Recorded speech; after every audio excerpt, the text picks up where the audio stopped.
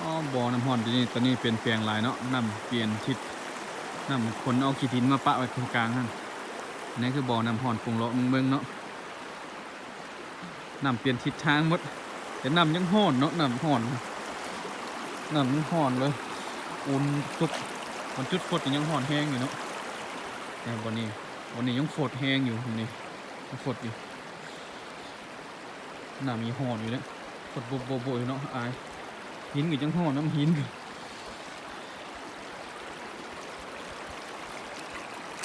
อุ่นๆไว้นะลักษณะอุ่นๆจุดฝดก็ยังมีหลายจุดอยู่เนาะเปลี่ยนแปลงหลายเพราะกระแสน้ำพัดบางจุดก็เปลี่ยนแปลงเฮ็ดให้บนฝดนี่กลายเป็นบนขี้ดินถะถม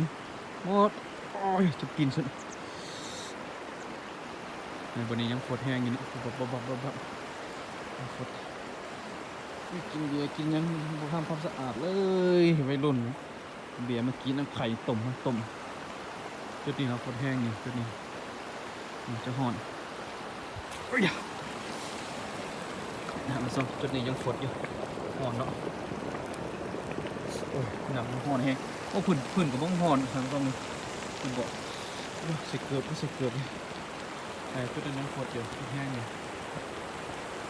จุดนี้มันจุดฝดห่อนแห้งอยู่ทางป่าตอนนี้เปลี่ยนแปลงแล้วตอนนั้นเทิงนี่ก็มีฝดบางแห้งพอกระแสน้ำเปลี่ยนทิศแล้วก็ล่าสุดเนื้อวันที่12 เดือนธันวาคมปี2024นี้บรรยากาศเพราะว่าน้ำตัวนี้น้ำปรุงเลาะตัวนี้เขาเฮ็ดเขื่อนไฟฟ้าอยู่เทิงเนาะเขื่อนไฟฟ้าต้องการก่อสร้างเขื่อนไฟฟ้าอีกอยากให้ปรับปรุงตัวนี้คักๆแบบเป็นอ่างเก็บน้ำเนาะอ่างเก็บน้ำเรามาอาบน้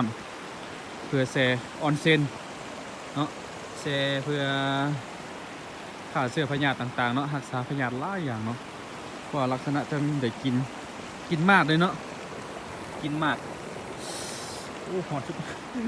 มีเหยียบพื้นบ่ได้เลยสิเกือบในบรรยากาศล่าสุดเลยจุดนั้นยังฝดอยู่เนาะจุดนั้นก็ฝดหน่อยหนึ่งบรรยากาศมีควันปุ๊บจุดนี้จะฝดหลายกว่าหมู่อ่ะจุดนี้เนาะตอนนั้นฝดความแห้งเนาะประมาณ5-6 ปีก่อนเนี่ยฝดเกือบกายหัวเนาะจุดแถวนี้เนี่ยฝดสูงความระดับสูงเนี่ยน้ำก็ห่อนประมาณระดับ100-120 องศามันความห่อนน้ำบรรยากาศ